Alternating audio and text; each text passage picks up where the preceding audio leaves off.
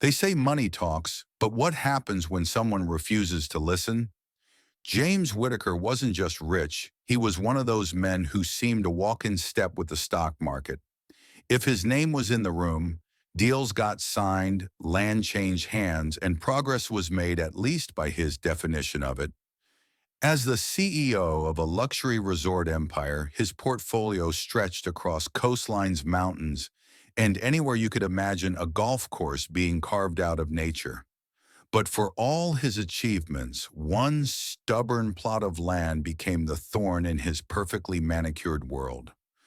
On a sprawling map mounted in his office, one section remained defiantly green Whitmore Farm. It was the last piece he needed to complete the vision for his newest resort. But the owner, Lena Whitmore, had made her position crystal clear. The land wasn't for sale, not at any price. James didn't understand that. He'd always lived by the notion that everything had a price. A bigger offer, a better deal, it always worked. Until now, what he couldn't wrap his head around wasn't just her refusal, it was her resolve. Lena wasn't being difficult to drive up the value. She wasn't negotiating. She was simply saying no. And so began the decision that changed everything. To understand someone, sometimes you have to walk in their shoes, or in this case, their muddy boots. James decided to do something no one in his circle would ever consider: leave behind the high-rise boardrooms and slip into the life of a farmhand. He created a new identity, Jack Carter, and showed up at Lena's gate with nothing but calloused hands he didn't yet have, and a pickup truck he had borrowed from the props department of an old Western shoot. Now you might wonder, why would a man like that go through such lengths just for a patch of land? That's where it gets interesting. James didn't just want the farm, he needed to win. And more than that, he had convinced himself that if he could just get close enough, he'd find the lever that would make Lena change her mind. But the thing about people who live close to the land is they see through pretenses. Lena did too. She may have hired Jack out of necessity, but she did so with her guard up. Her world was built on reality soil under her nails bills. She couldn't ignore a younger sister, Sophie, who needed care more than she needed hope. She didn't have time for games. Jack, as she knew him, was either going to help or get out of the way. Have you ever had a moment where pretending led to something unexpectedly real? Please comment below and like this video if you believe the best love stories start with honesty. Subscribe our channel now for more powerful story-based videos every day. The days that followed weren't easy for James. He learned that waking up before the sun wasn't poetic, it was exhausting. He discovered that carrying hay bales wasn't charming, it was brutal on a body used to ergonomic chairs and gym-trained muscles. And he realized that silence over dinner didn't mean awkwardness, it meant respect, comfort, and sometimes unspoken affection. But most of all, he learned that people like Lena weren't playing a role.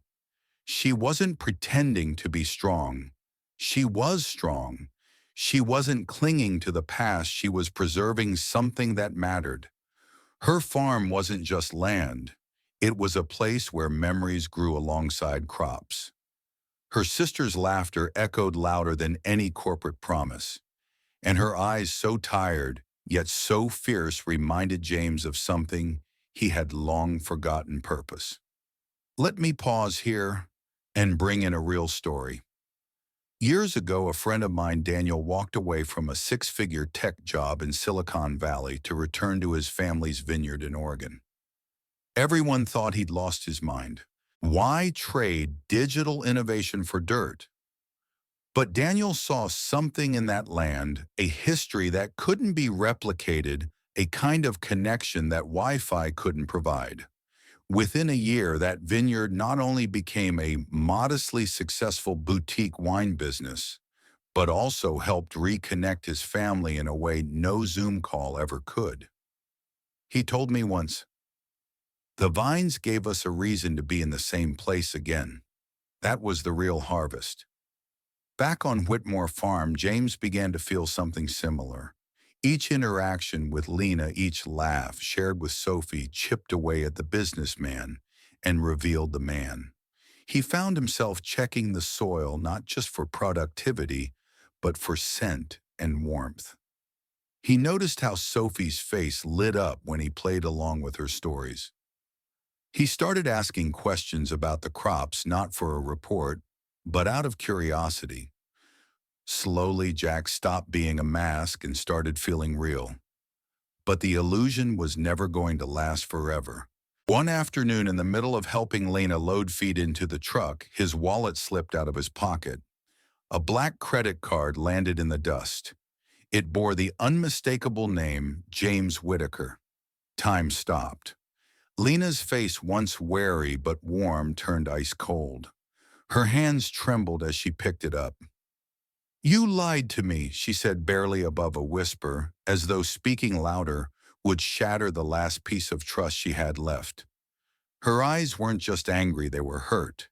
And that's when James realized the worst truth: he hadn't just jeopardized a deal, he'd betrayed a bond. She asked him to leave, and he did, but not before trying to explain, not to excuse, but to admit. Yes, he came to manipulate. Yes, he played a role.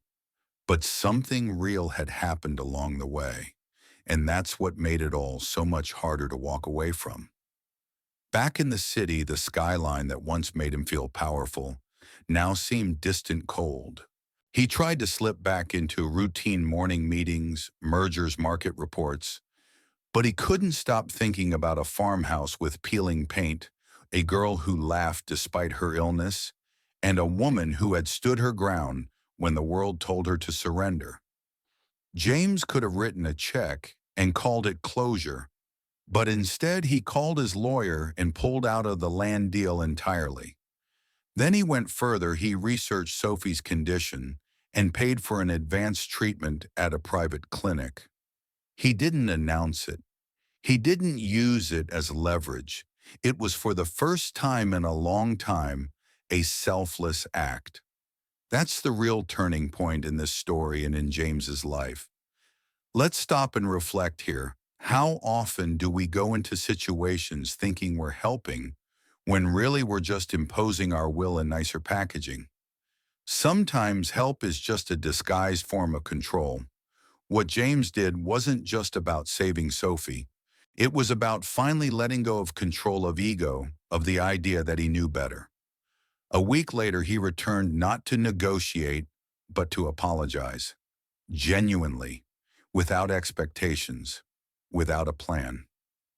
Lena didn't melt instantly, but she listened, and that was more than he deserved. When he told her about the treatment, her hands trembled again, but this time from a storm of conflicting emotions. Gratitude, hesitation, suspicion, maybe even hope. She said thank you. She didn't have to, but she did. And in that moment, James realized something no market success had ever taught him.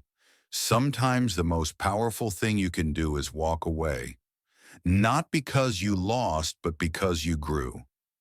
Sophie's departure for treatment marked a new chapter, not just for her, but for everyone involved. As the ambulance drove away, carrying that fragile yet spirited girl toward a second chance at health, James stood at the edge of the driveway, hands buried in his pockets, unsure of what came next. He didn't belong at the farm anymore, and yet he didn't belong in the city either. That feeling of being unmoored, of floating between two lives, was unfamiliar to a man who once defined himself by schedules and bottom lines. For weeks, James didn't call, he didn't text, he didn't send flowers or gifts. He simply stayed silent. Because for the first time, he respected someone else's space more than he feared losing their attention. In his office, now decorated with awards and investment reports he barely noticed, he would sometimes glance at the corner of his desk, where a tiny folded note sat written by Sophie before she left. It read in purple marker, "Even if you lose at chess, you win when you care." A child's words, but profound in a way adults forget. While James wrestled with his own transformation, Lena faced one of her own. Alone on the farm with Sophie away, she found herself reflecting on everything that had happened. She was still angry, yes, but something kept tugging at her conscience. It wasn't just James's actions, it was the sincerity in his voice, the weariness in his posture, the way he had knelt in the dirt beside her day after day, trying to belong in a world not his own. She hadn't just seen a corporate wolf in sheep's clothing. She had seen a man learning how to become human again. This isn't just a story of romance or redemption. It's a story about how sometimes the most important lessons in life don't come from success, but from failure. It's about what happens when the walls we build to protect ourselves start to feel more like prisons. And it's about how connection, real, raw, inconvenient connection, forces us to grow in ways comfort never could. There's a concept in Japanese culture called kintsugi, the art of repairing broken pottery with gold. The idea is that the flaws, the breaks, the scars, they're not hidden. They're honored. They become the most beautiful part of the object. That's what was happening to James. The glossy image of the untouchable mogul had cracked, but through that crack something golden was shining through empathy. Let's bring this back to the real world again. I once interviewed a man named Raj, a former investment banker who had made millions before the age of 35. He told me about a deal that went south, a mistake that lost his firm nearly 80 million. It destroyed his confidence, strained his relationships, and forced him to step away from the industry altogether. But that failure, he said, was the first time he truly started to listen to his wife, to his kids, to the part of himself he had been ignoring for years. He now runs a nonprofit that teaches financial literacy in underprivileged schools. "I used to think success was measured in commas and zeros," he told me. "Now I measure it in eye contact, in kids who believe their future is worth something." James, in his own way, was walking a similar path. When Lena finally messaged him weeks later with a simple, "Are you free?" it wasn't a romantic gesture. It was cautious. It was a test. And it was an invitation not back into her life, but into a conversation. He arrived at the farm not in disguise, not in armor, but as himself. No rehearsed pitch, no agenda, just a man willing to listen. Their conversation that afternoon wasn't dramatic. It wasn't filled with sweeping declarations. It was honest. They spoke about Sophie, about the crops, about the weather, and quietly about what had changed. Lena didn't forgive him instantly, but she asked questions. She let him explain. And that small act of grace was more valuable to James than any handshake deal he had ever sealed. From that point on, the story didn't become a fairy tale. It became real. James started visiting regularly, not to work, not to court, but to contribute. He offered to help set up solar panels to reduce the farm's energy costs. He brought in a local veterinarian friend to check on the livestock at no charge. He contacted a co-op that paid above market for organic produce and arranged an introduction for Lena. Not because he wanted credit, but because he wanted to give her tools, not solutions. There's a critical difference between saving someone and supporting someone. The former is often about ego. The latter is about trust. One afternoon, Sophie came home. Her treatment had gone well, and her energy was back in full force. When she ran across the porch and tackled her sister in a bear hug, James stood at a distance, eyes misty, hands trembling with quiet joy. He knew he wasn't the hero of the story. Lena was. Sophie was. He was just part of it now. Sometimes healing looks like laughter over a poorly cooked dinner. Sometimes it's a shared look while fixing a broken fence. And sometimes it's sitting in silence, knowing you no longer need to fill the space with excuses or explanations. Over the next few months, James began to reassess not just his business but his values. He divested from projects that destroyed local ecosystems. He invested in startups focused on sustainable tourism and community empowerment. He started mentoring young entrepreneurs, not with spreadsheets, but with stories. And in every conversation, he returned to one simple truth. Don't confuse profit with purpose. Eventually, Lena invited him back into her home, into her rhythm, into her trust. Not because he earned it with money, but because he earned it with humility. Now let's pause and ask how many of us are living like the old James, measuring worth by acquisition, treating relationships like transactions, thinking we can buy peace of mind with convenience. It's not that ambition is wrong. It's that ambition without awareness leads to emptiness. This story isn't just about a millionaire and a farm. It's about what happens when we drop the roles we're playing and finally show up as people. When we take the risk to care, not because it benefits us, but because someone else matters. At a community talk years later, James was invited to share his success story. He chuckled, stepped up to the mic and said, "I used to think I was building empires. Turns out I was just stacking bricks on quicksand. The day I lifted a hay bale and almost passed out, that was the day my real life started." And that's the truth of it. We're all one unexpected detour away from rediscovering who we are. For James, it was a farm. For Lena, it was standing her ground. For Sophie, it was the fight for another tomorrow. For you, it could be anything. Maybe it's a relationship you need to repair, a dream you've been ignoring, a person you've underestimated, including yourself. You don't need a dramatic twist or a secret identity. Sometimes the most radical change starts with a single honest conversation. In time, people began to notice a change, not just in James Whitaker, the businessman, but in James, the human being. The man who once closed deals in glass towers was now frequently seen visiting farmers' markets, attending town halls, and sitting cross-legged in community gardens, while children asked him absurdly honest questions like, "Do rich people eat regular cereal?" He answered everyone. The transformation wasn't performative. It was foundational. James had spent a lifetime building empires, but never once built a community he actually belonged to. And that more than anything was what Whitmore Farm had given him.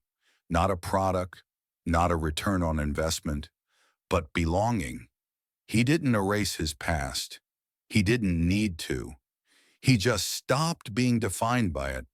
Because that's what growth looks like, not burning your past, but composting it, letting the old feed the new. It wasn't always smooth.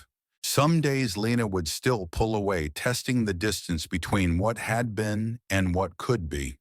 Some evenings James would wrestle with guilt about the lies, about the manipulation, about who he had once been. But healing isn't a straight line. It's a slow, winding road like the one that leads to the farm. And speaking of the farm, it thrived. With Lena's leadership and James's quiet support, Whitmore Farm began producing organic crops for a local restaurant chain. They hosted weekend workshops on sustainable farming, inviting city kids to plant seeds and get their hands dirty. Sophie, now recovering well, ran a blog documenting farm life from a teenager's perspective, part poetry, part hilarity.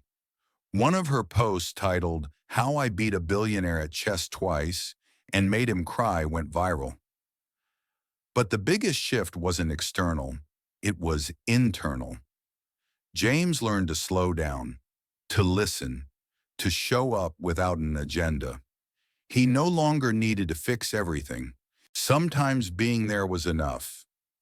And Lena, she never stopped being strong, but she learned to lean on someone else, even just a little. Trust, after all, isn't about dependency. It's about knowing someone will choose you even when it's inconvenient.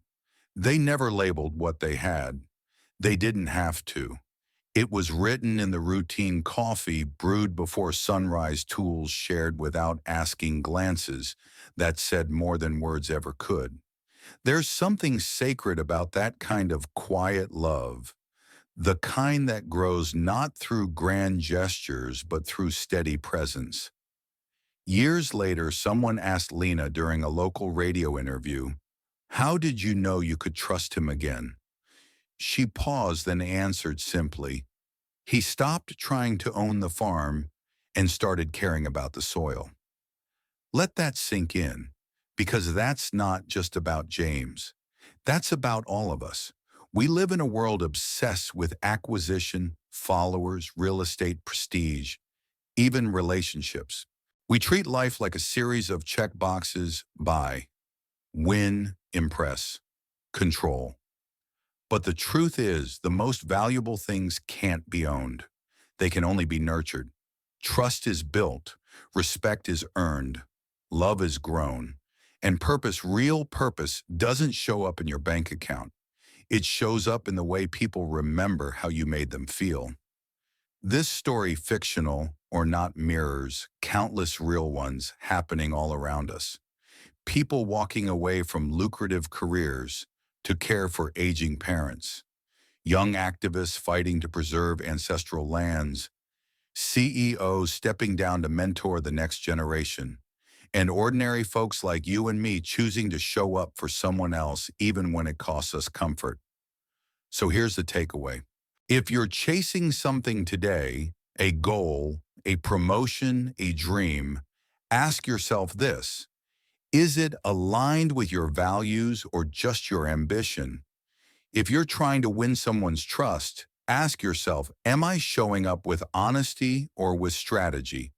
If you're feeling lost, maybe the answer isn't more speed, but more stillness. Because transformation doesn't always require scandal or a collapse. Sometimes it just takes one moment, one person, one quiet afternoon to remind us who we are beneath the noise. And maybe, just maybe, the life we truly want isn't out there in the next big thing. Maybe it's closer than we think, in a small patch of earth, in a shared cup of coffee, in the sound of laughter echoing across a porch. So take a breath, slow down, and pay attention to what you can't buy. Because in the end, the most powerful thing you'll ever do is care. Thank you for watching. If this story moved you, consider sharing it with someone who might need the reminder. And remember, there's always time to become the kind of person who plants seeds, not just for yourself, but for others too. Thanks for staying with us until the end. If this story moved you, made you think, consider sharing it with someone who might need it today. Subscribe our channel for more powerful stories about love, self-growth, and human connection, and turn on the bell so you don't miss the next emotional journey.